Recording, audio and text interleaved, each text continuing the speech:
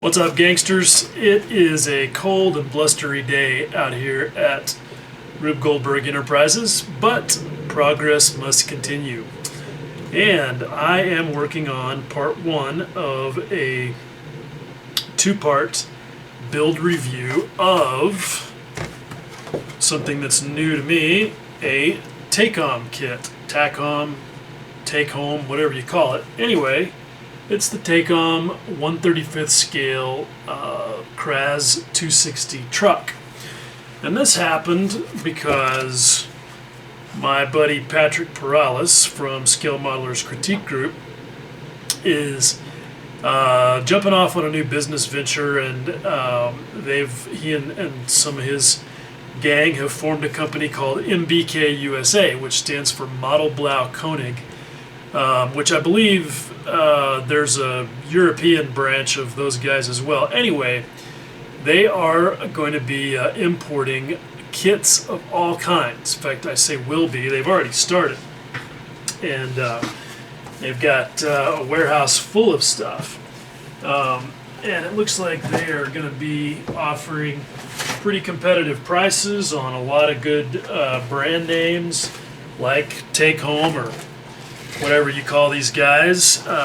They've got Wingnut Wings. I've got a couple of others he sent me here. Tiger Model, Amusing Hobby. I've never heard of either of those guys, but at any rate, Patrick and his gang are going to be offering a lot of kits, and he wanted me to build some stuff. And I was like, yeah, I don't know. It seems like mostly armor, and I'm not really interested, but I have just kind of had a hankering to build a truck because I want to do just a faded old beat up truck. And there aren't really a lot of good options for that kind of thing.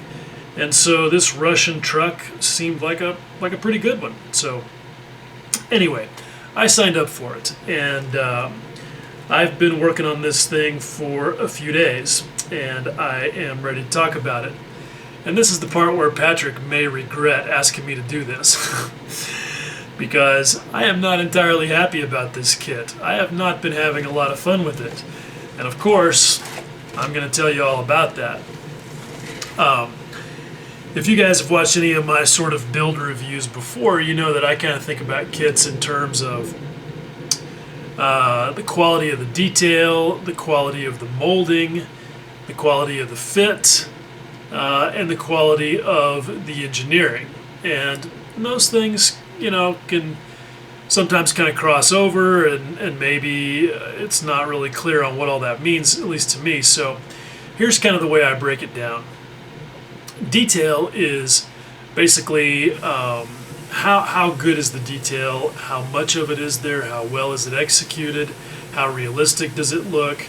It's all stuff that happens in the design phase of creating a new model kit. And we all love detail, I think. So that's a pretty important part. Fit is an obvious one. I mean, look, how well do the parts go together? That doesn't need a whole lot of explanation. Molding is a little bit more nebulous because that crosses over a little bit to some other things. But for me, that's mostly stuff like how crisply are the parts molded? Are there any defects like short shots or that sort of thing? What about parting line witnesses? Is there any flash? And one of our favorite things is how are the ejector pins located? Are they on visible surfaces? Are they on little pads that you can snip off? Things like that. And then what about Sprue Gates? Also another contentious subject. Are there a lot of Sprue Gates? Are there more than it seems like it needs? How well are they located? That sort of thing. That to me all sort of fits under the molding category, because most of those are decisions that happen once a tool is already built and it's running in the injection molding plant. Engineering, on the other hand, is kind of crosses over between molding and detail and all of the things that fit everything. And it's the one thing that for me really determines how much fun it is for to build a kit, because a kit has to be engineered to be built. Obviously, it's got to be engineered to be molded, and it's got to be engineered to look like the real thing as much as possible, but it has a whole other layer of engineering that complicates things, and that is, how are we as model makers going to put it together? And so I feel like that's got a huge impact on how much fun these things are. And likewise, as you'll see with this one, has a huge ability to create frustration where it's not necessary. And this takom kit is a really good example of how something can be really well molded, can have really nice detail, and have overall reasonable fit, and just have shitty engineering. Oh, sorry, I should have warned you. This video may contain profanity. But you'll see why when we take a closer look. So, without more preamble on my part, let's get into the box and see what it is that's got me so aggravated. Okay, as usual with my two-part build review things, I have spent quite a bit of time building part of it already. For me, if you just do an unboxing and don't really build any of it, then I kind of feel like that's a waste of my time and yours, because you can look at something on the sprues and feel like it's got beautiful detail and is wonderfully molded, but you're not going to know anything about how it fits or how the engineering affects the way that the thing goes together until you actually get your hands in it and spend some time gluing parts together. So that's why I do these two-part things, so that we get what hopefully is a fair assessment of, of the kit. But we got to see what's in the box. So this thing has got a lot of parts. I was surprised. There's, I think, 1, 2, 3, 4, 5, 6, 7 regular sprues, and then a clear parts sprue. And you get, of course, our favorite vinyl tires. Wouldn't it be wonderful if these guys just went ahead and put resin wheels in here? I am not going to replace them on this kit, because this thing for me is a building fun exercise. Well, it was supposed to be a building fun exercise, but more importantly, it's really a weathering exercise. So I am swearing, and so far I've done a good job of sticking to it, of not adding any details. I'm not going to wire anything or scratch build or anything like that, unless it, I don't know, I may put some hoses and wires on the chassis if it looks like they're really going to show in the finished project. But this thing is really going to be all about the outside of the body. That will figure into my build strategy, which we'll get into in a little bit. But you can see these are pretty crisply molded parts. I feel like that the execution of the detail and the crispness is really nice on this. I've never seen a takom kit before, so I didn't have any idea what to expect. But when you look at things like the steering wheel, I mean, you can see nice detail, nicely molded. Now, most of what else is in here is the parts for the body and the bed of the truck. And you can see this thing is a pretty large model. I mean, that right there is the floor of the bed. So there's going to be lots of opportunity for rust and dirt and all that kind of stuff. I mean, there's the side panels for it. So there's plenty of real estate for oil paint rendering and all that fun stuff. Let me find a place to set this. This is the sprue that has a lot of the interior cab parts, and again, you can see pretty nice detail, nicely molded. If the camera will focus, there we go. Nicely molded, nice and crisp. Pretty good stuff. I feel like this is molded about as well as the one other truck that I've built, which is the AFV Club AEC Matador.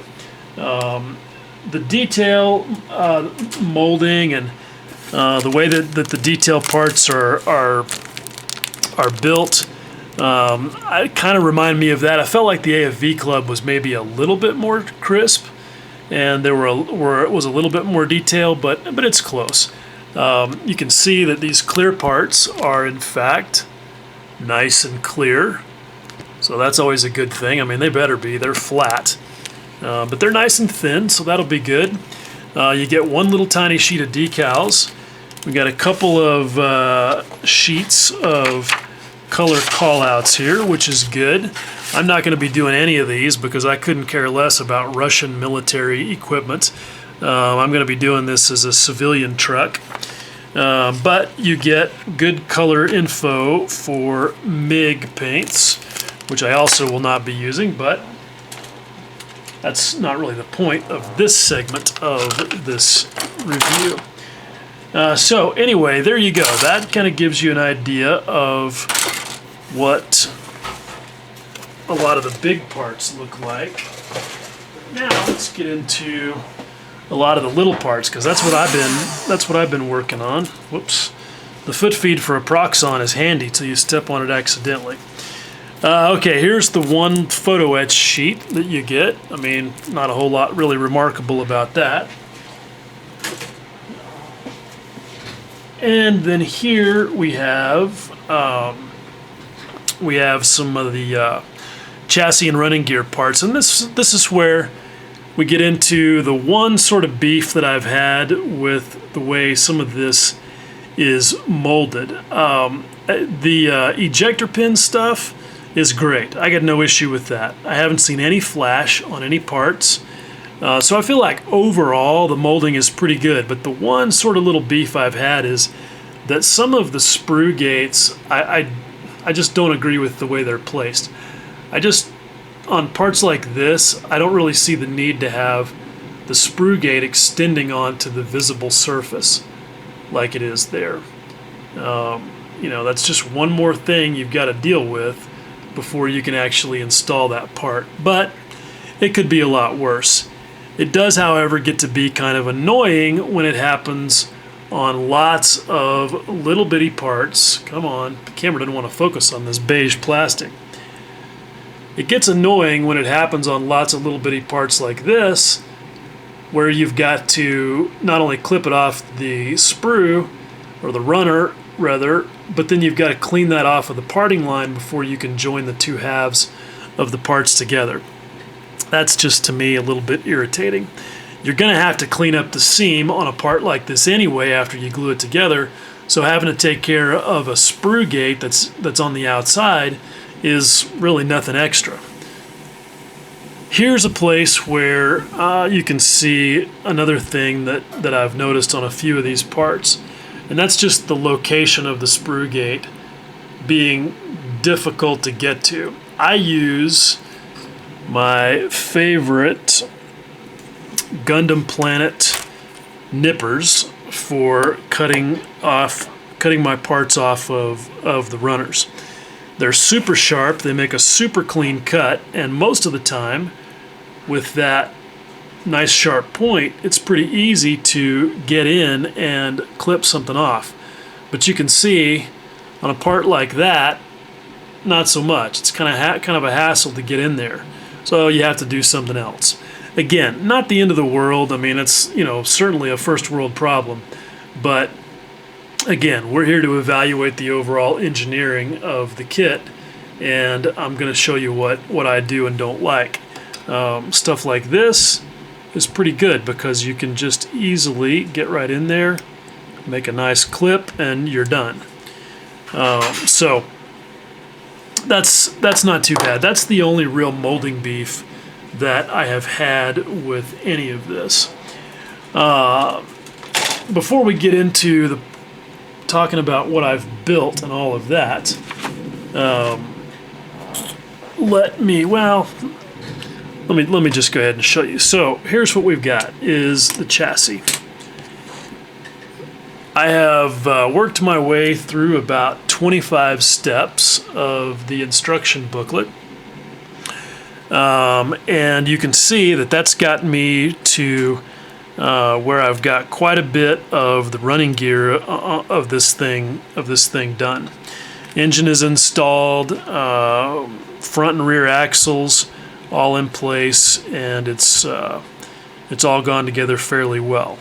Although I can already see a problem that I did not see earlier, and this gets into why I am going to be using some bad words. Anyway, this is cool because you get a lot of nice detail. I mean, this is a diesel engine with turbocharged.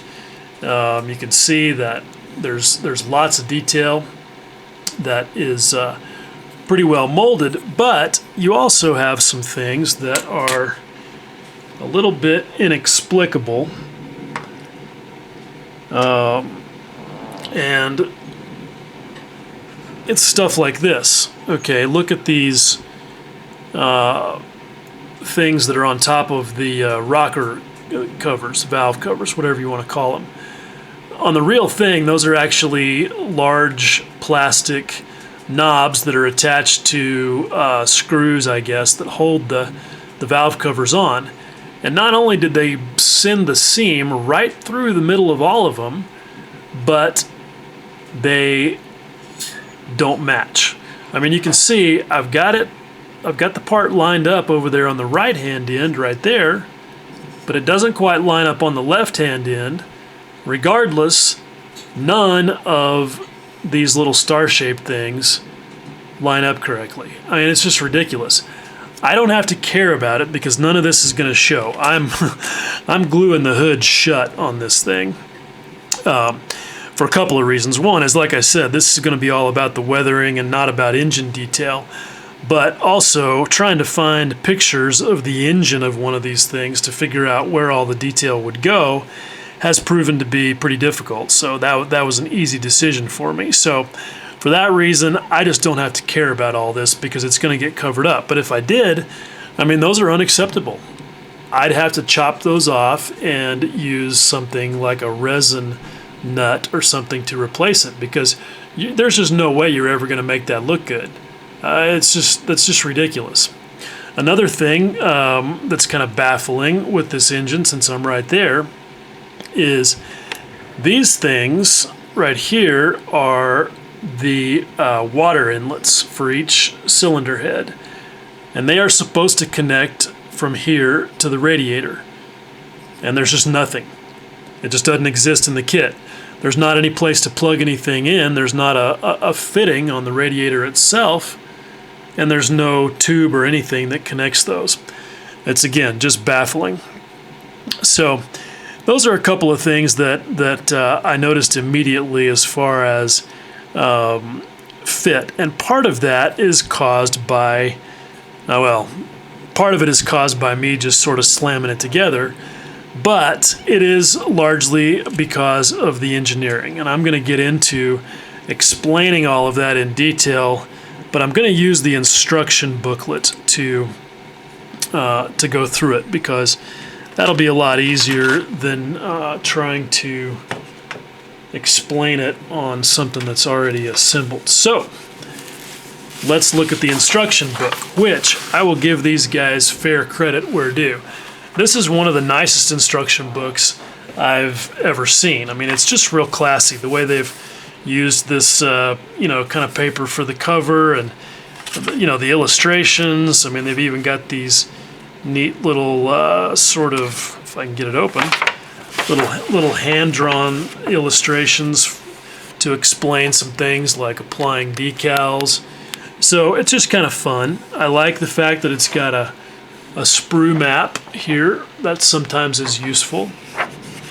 And the illustrations are large and clear and easy to see. One thing that they don't do that I wish that they would is they don't give you any pictures of how parts are supposed to look after they're assembled, which in some cases would certainly be helpful. Most of it you can kind of figure out for yourself, but there are things where it's a little bit ambiguous. And I'll try and point those out where I remember them. Now, let's get into the number one issue that I have with this thing. It's like I said on SMCG today. This thing is kind of an engineering shit show, and I feel like it's just honestly kind of lazy. The first place I noticed it was assembling these two halves of the aforementioned valve covers. Now, as I said,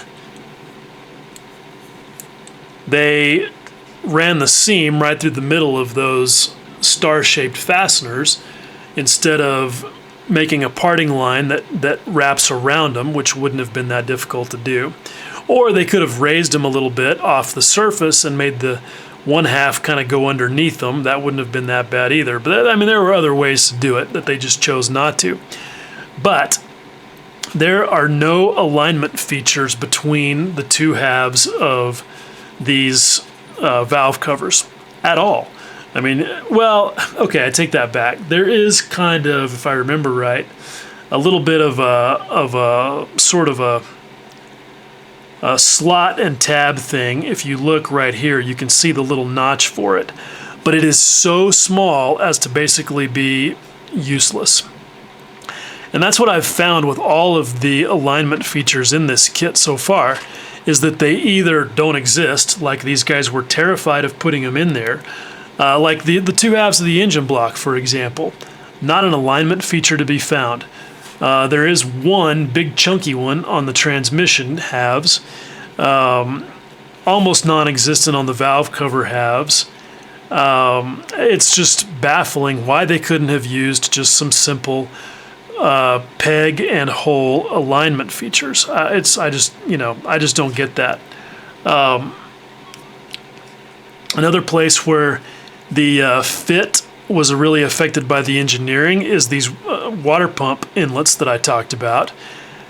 They have no real positive engagement with the place that they go into on top of the cylinder head. And it's just one of those deals where you got to put some extra thin on there, stick it on, kind of balance it to get it in the right spot, and wait for the glue to set up enough for it to stay put. Not a positive location feature at all. Okay, now let's see. The next thing where this comes up is on all of the exhaust features. Let me see if I can get this where it's easy for you guys to see. Okay, so you can see that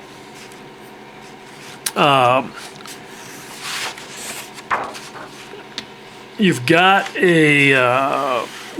an exhaust manifold that goes, well, this is the intake manifold right here, and this is important. Intake manifold locates relatively well on these features. Then you've got the exhaust manifold, and it locates relatively well. The entire thing wants you to use this tab right here to locate into this notch on the engine block. Now, I ended up not having that because I had to clip it off. The reason I had to clip it off was because I got them backwards. It is totally possible to get these parts transposed from left to right. And that's something that always irritates me with these kits. It's really easy to make it where if the parts are handed left and right, that they can only fit with their matching pair. Now, if you're the kind of person that assembles these things by clipping off one part at a time from the runner, and you're always keeping track of these part numbers, then that won't be a problem.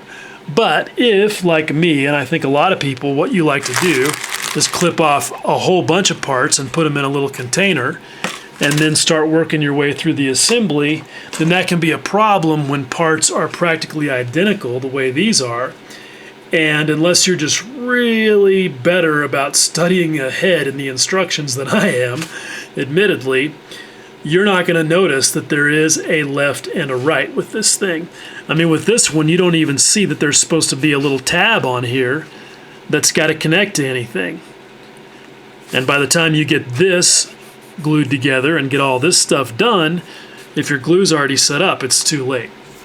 So you have to be aware of that, because if you don't get this entire head and intake manifold assembly in the correct spot, front to back on the engine block, it's not going to connect properly with this piece that joins the two sides of the intakes together. And that piece, okay, bear with me here, that piece has to connect to the turbo, and of course the turbo has to connect to the exhausts, which happens right here. So you can see that you've got a bunch of things that have to come together that are all dependent on the location of the cylinder heads on the engine block. And here's what happens if you don't get all of it quite right. You have a little bit of misalignment in some of those parts. You can see I've got a little bit of crookedness on the piece that joins the two intake manifolds. And again, I don't really have to care too much about that, and that probably wouldn't show, but where all of those tolerances being off really came home to roost was when I went to connect all of the exhaust pieces underneath the back end of the turbo. And you can see what happened there. There's a huge gap on the right-hand side that's been filled with clear stuff, and I'll get to what the clear stuff is in a second. But basically, my beef with this is that this is all stuff that should only go together one way, and everything should lock in place in such a way that it all connects when you get to the end of it, which is adding the turbo and connecting it underneath the inlet there. And I know that it's possible to do this, and so does anybody who's ever built a Tamiya 1/32nd scale aircraft kit. Yeah, it's difficult engineering to make all of that stuff happen, but it happens in the CAD model, and you should be able to make it happen in the molded plastic parts. Now, as a quick aside, if you don't make it happen perfectly, like I didn't right here, and you need to fill that in, I've been experimenting a little bit with some UV curing glue that I bought. I just scored one day. I happened to be getting some other stuff off of Amazon, and I saw this deal where it was two kinds of glue. Let me get the other bottle. One thin and one thick, and a little UV flashlight to go with it. All you had to do was provide your own batteries. So I thought, well, that's pretty cool because it was only like 20 bucks, and so I snatched it up. And so I've been kind of experimenting with using this UV glue as a quick filler, strengthener, joiner, whatever you want to call it, for situations like this where I need to bridge a gap like that and I want to be able to shape it, and obviously I can't do any sanding in there. And I think it works pretty good. I mean, it's not going to look all that great once paint is on it, but I think by the time you added some grease and maybe some pigment and some oil and stuff like that, I mean, it's going to look fine, and it's in an area that's not going to show that much anyway. So I kind of like it as a way to deal with stuff like this when there aren't a lot of other good options. I could have used super glue or super glue gel and some kicker, and I would have accomplished the same thing. But I find that this UV glue stuff is pretty easy to work into the sort of shape or area that you need it to be in before you cure it. And that makes it a little bit nicer than super glue because that can get kind of messy. So I like that. The thick is about the same thickness as regular Bondic, and the thin stuff is maybe half that thick. Not quite as thin as super thin cyanoacrylate, and it doesn't flow quite the same way, but still pretty useful in its own way. So anyway, that's kind of all of that engine stuff up until you get to the point where it's time to join the two chassis rails and put the engine in there. And if you look here closely at the instructions, you can see that, yes, in fact, the only thing that mounts the motor in this truck chassis are these two little rods that stick directly into the side of the oil pan, which is just goofy and half-ass. You can see them down inside there. You can see that they're crooked because there's just not much strength there. It's ridiculous. They're basically asking you to commit the entire alignment of the two sides of the frame for this truck to those flimsy little rods and two tiny little tab slot fittings on the front of the radiator. That's it. If you manage to get everything straight, which seems to be fairly possible, then you may still find, like I did, that, let's see if I can get it on camera there. Maybe you can see it. Yep, the radiator still crooked. I didn't, of course, notice that until well after it was all set up and everything was in place. And again, I don't have to care because the hood's going to be glued shut, but it's still annoying. It's just frustrating when you put all that effort in to try to make things line up, and then you look at it later after the glue's all set and discover that something is still crooked. Now, I didn't have to care too much about the radiator, but where I do have to care is with the axles, because obviously I want all six wheels, to be sitting on the ground. And here again, this is where I was pretty disappointed in the engineering. They give you, let's see here what the best way to show you this is.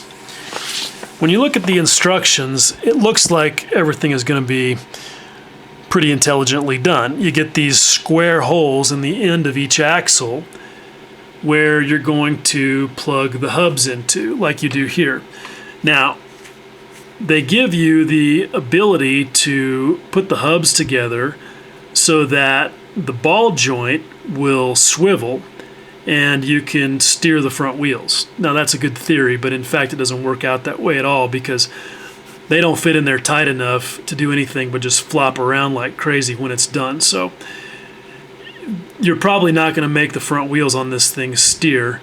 You're just going to have to pick a position and glue it that way.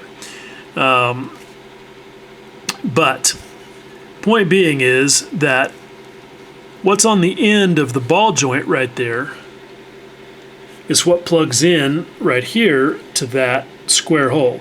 Now go back and look at this for a second. Round peg, square hole.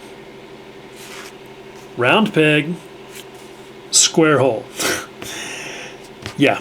Not only is it a round peg, square hole, which gives you all kinds of options that you don't want for how it can fit in there, but it's really shallow. You are not going to dry fit this piece onto the end of the axle.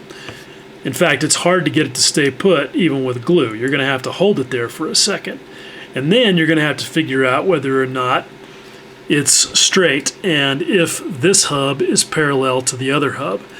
I ended up using my steel 1-2-3 blocks to kind of line everything up and do the best that I could, and still found once I put this entire subassembly of front axle and leaf springs and everything underneath the frame, that not only were the springs not lined up and I had to force them into position, but the hubs were angled such that the front wheels were going to be noticeably knock-kneed if I didn't do anything about it. So I ended up doing what I often do in a situation like that. I flooded this area right in here with Tamiya Extra Thin, and one thing I do kind of like about this plastic is that it gets soft pretty quickly with Extra Thin. And so what I do is I just flood the area until things get soft again, and then I just forced these things by just, getting medieval with them into the correct position. And I think that I've got at least one of the front wheels, this one over here, locked in place now to where the inside face of this hub is parallel to the frame rail. I'm waiting on this one until I put the wheels on, or at least am able to test fit the wheels to make sure that they look right. But look, you're not going to be able to dry fit the wheels on here either, because you've got these tiny little stubs for axles. So the only kind of good news is, and you'll see this on the back wheels too, is that there's enough slop in the fit of these little stub axles, which I've left loose in here so that, it's so that the wheels will turn. But the real benefit of it is, and you'll see this more on the back wheels, is that because there's enough slop there, all the wheels should automatically sort of level out. And hopefully I won't end up with that situation where you've got 5 wheels on the ground and 1 wheel floating, because that will really piss me off. But that's just the kind of bullshit that has aggravated me with this thing and just made it where it's not a lot of fun, is lack of positive engagement locating features between little parts, and especially parts that are really important and critical to the overall fit and finish of the model when it's done. It's just frustrating.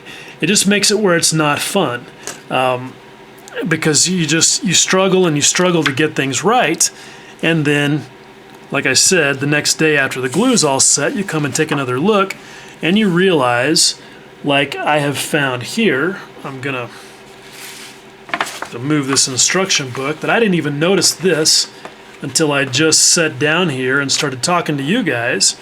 I finished putting the rear trucks on earlier today, and again, I worked as best I could to get everything square and level, and you can't probably really see it, maybe you can, but there's an angle.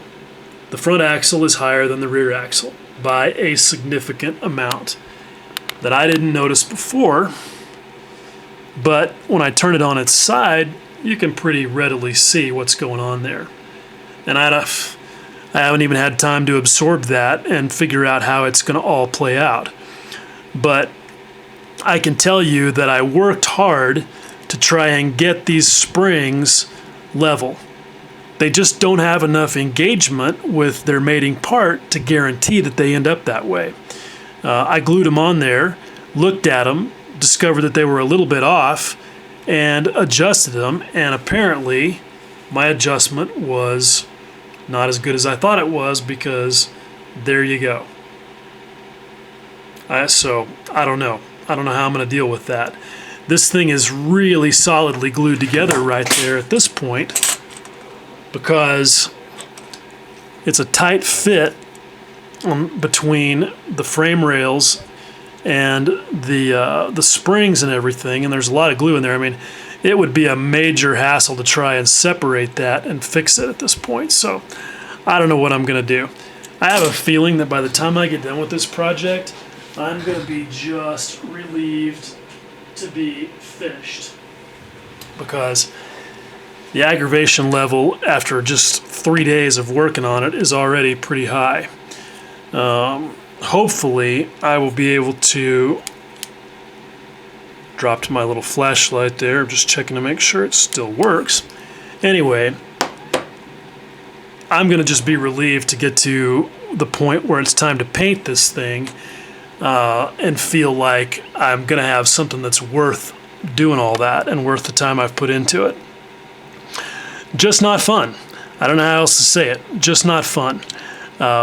I really think that these things can and should be engineered better. So anyway, I feel like I'm just now starting to just piss and moan and ramble, and I've covered pretty much everything that I've done so far. As you can see, I've gone through 25 steps of assembly to get to where I am. Another place where I screwed up, not paying attention, is you've got identical parts, or at least that look identical, with these rear axle halves, but you have to pay attention, because what you don't see in this picture well, you do in this picture, but not this one, is these notches right here have to be on the correct side, which it shows here and which I failed to notice, so that these air brake canisters can attach to them. I ended up with these rectangular notches on the opposite sides of both axles. So I had to clip the tabs off the air brake canisters and just glue the damn things straight into the sides of the axle, which again wasn't the worst thing that could happen, and I reinforced it with a little bit of my UV curing glue afterwards, and so they're fine. But still, way more of a pain in the ass than it needed to be, and they could have put features in here that would have made it where it was impossible to do what I did.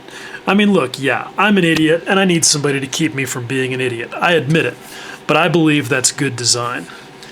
Okay, let's see. So yeah, I'm all the way over here, and I'm about to get into all of the assembly of the fuel tanks and the rest of the stuff. So the last thing I'm going to talk about is just kind of build strategy stuff, because you guys may have noticed that I have lots of sorry, stopped to pick something up again. I have lots of Sprue Gate remnants and parting line witnesses and things like that. And you may be thinking, man, that's pretty sloppy, Pattison. I really hope you're not going to leave all that. Well, yes and no. When I build stuff like this, I like to leave that sort of cleanup until after a certain amount of assembly is done for a couple of reasons. One is that it's a lot easier to hold on to this whole thing and scrape a parting line off of something like the tie bar, for example, this thing. It's a lot easier to get in there and do this when it's already on the assembly than it is to try and hold on to it with my clumsy fingers and do it as an individual part.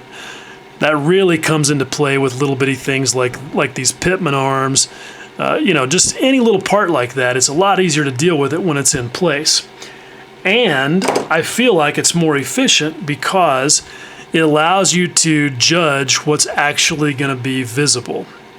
I don't really believe in cleaning up parting line witnesses on stuff that nobody's ever going to see. So like, for example, I do want the parting line witness removed from the bottom portion of this drive shaft because I will take pictures of this from the bottom. But I couldn't care less if there's a parting line witness on the top side of the drive shaft because it ain't ever going to be seen. And that again goes back to my overall build strategy with this. With this being all locked up inside the hood, obviously none of these parting line witnesses are going to show, so I didn't need to worry about them. And even on the bottom here, a lot of this stuff is going to be invisible because, like, I didn't bother to clean up the parting line that runs along the middle of the leaf springs because I plan on having a substantial amount of filth under there that hopefully will hide all that. And while that may sound like I'm making it dirty just so that I don't have to do the work of cleaning up the parting line stuff, that's not true. I had a vision for how this thing was going to go from the very beginning, and the fact is I just don't have to worry about that kind of stuff. Now, here's one thing that I do for those places where I do need to worry about it. I really like to use my Proxon. And this is, again, something that's a lot easier when it's already in the assembled state than it is if it's an individual part. Now, you guys may freak out at the idea of using a rotary tool for cleaning up parting line witnesses and Sprue Gate remnants on little bitty parts. But this Proxon with this little dental burr in it works really good for it. And again, I'm blowing up that whole 5,000 RPM myth. I crank this thing way up because it cuts a lot smoother when you do that, and it makes it really easy to deal with stuff. Like, let me find something. Actually, there's not a lot of stuff to deal with that really shows that much. Well, let's say that I want to get rid of the parting line witness right here on this piece. Let me zoom in a little bit closer.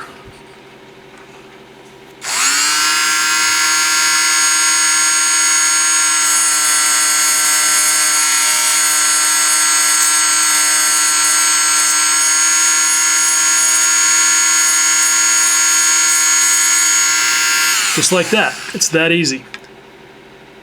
Not bad. Not as perfect as it would be if you did it with a sander, but a lot faster. And again, given that this is all going to be covered with filth, definitely good enough. So you guys may think this is all just barbaric and lazy, but for me, it's all about being effective. Okay, gangsters, here's a little bit of an epilogue to what I filmed yesterday afternoon. I was pretty furious about the rear axles being unlevel on the kraz, and I think I'm going to start calling it the craps. Anyway, so I came in last night and unfucked it. I just couldn't leave it. I was so pissed off. I couldn't go to sleep like that. So once again, I used the fact that this plastic softens up under TET pretty easily, and I hosed a bunch of it into the joint where the leaf springs rest on top of the axles. And after I had already done some measuring, and I knew that the front axles were about 1 millimeter higher than the rear axles, and so I shoved some shims in there. Maybe you can see them. Those little white bits of evergreen are what you're looking for. Whoops. Maybe you can see it better on this other side. Yeah, there you go. And that worked pretty well. Now, if you look and kind of reference the edge of the frame to the top of each hub, you can see that I'm in way better shape than I was. Certainly within the range of motion of the floppy axles. So I think I'll be able to have all of my wheels resting on the ground the way they should be, and I at least won't be pissed off about that. Now, just to show you in the instructions what I was in such a rage about with those pieces not positively locating. Let me see if I can quickly flip to the page that shows that. Let's see here. Okay, so, that's the front axle. Okay, so here's how all that goes together. All right, so the first thing is locating the this assembly right here is what actually attaches all of this to the frame rails, and this is where the problem starts. Okay, when you look, this thing right here plugs into a pretty small little square hole there, and you'd think that that would locate it explicitly in the right position. It does not. The tolerance is really loose, and this and the joint, the peg and hole joint is really shallow. So you can rotate this piece probably 10 or 15 degrees either direction once it's installed here. So you have to be careful. And I tried. I thought I was being careful to get it level. Then you've got to locate all of these three pieces together. And I used my 1, 2, 3 blocks to make sure everything was square and true with those. So again, I thought I was doing my best, but when I went over here and attached the well, I should say, actually, right here, when I attached the springs, that was my first clue that everything was not level. Because again, even though you've got this rectangular block that locates them, it's not as positive a location as you think. These springs can move around quite a bit on this surface. And that's when I discovered that these were not exactly level. And like I said, I attempted to resolve that right there and thought I had done a pretty good job of getting the springs not only level but parallel with each other. And clearly, I was only half right. So anyway, that's what happened. And excuse me. I think I'm allergic to this kit.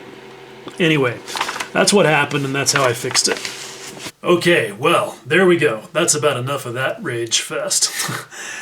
I know that probably was bordering on a bunch of abject sniveling, but hopefully it comes across as less of that and more as a making the case for better engineering.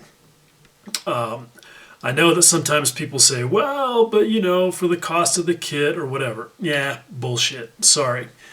Good engineering doesn't have to cost more. I mean, yeah, if it results in more development time and more parts in a kit, which translates into more tooling costs, then yeah, sure, that's going to add some costs. But I would argue, number one, that you may see offset of that in increased sales when you get a good reputation for good engineering, like, say, Tamiya has. The other thing is that the difference between designing a round peg for a square hole and designing a round peg for a round hole is nothing. It doesn't cost anything to make something like that correct. And that goes all the way from the design stage clear through to the tooling. So I don't really buy the cost argument. And even if it makes a kit cost more, that's okay with me. One reason that I don't ever tell you guys what a kit costs when I do these reviews is that for me, that's pretty much the least important part of the process. The energy and time that I put into a project is a far greater investment than the dollars I spend buying the box that the thing comes in. So I just don't buy the cost argument. Now, having said all of the things that I've said about this kit so far, I do try to keep things in perspective because I'm sure that you guys who do automotive modeling are probably like, man, you've got it really good. You're spoiled. And that's not wrong. I mean, this is certainly better in terms of the detail that's included than something that you're likely to find from a Revell type car modeler. Even, you know, the good kit manufacturers like Tamiya have car kits that are really weak in terms of detail and also sometimes in terms of engineering. So, and you know, obviously this is better molding quality than something that you're going to find from a Revell or whatever. So I try to keep things in perspective, but I also don't do my evaluations of a kit based on how they stack up against everything else. I kind of have my little scoring scale that's independent of whatever else is going on, and I try to evaluate each kit fairly on its own merit. So it kind of is what it is. Right now, I feel like this kit is going to be lucky to make it across the finish line at an 80 out of 100 or better in my own little scoring system. So nonetheless, I don't think there's a lot of options for Russian trucks. So if that's your thing, you're going to have to put up with all of this stuff. And it's not that it's unbuildable. I mean, look, nothing is unbuildable. It's just a question of how hard you're willing to work at it and how much fun you want to have along the way. And right now, I am not having a whole lot of fun with this kit. I just want to get it to the point where I can start slinging paint at it so that I can have some fun.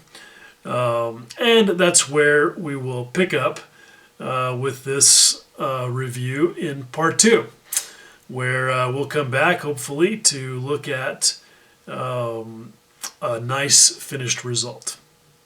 In the meantime, as always, if you guys have put up with my pissing and moaning and all of that nonsense. At this point, I appreciate it a lot. Take care. Much love.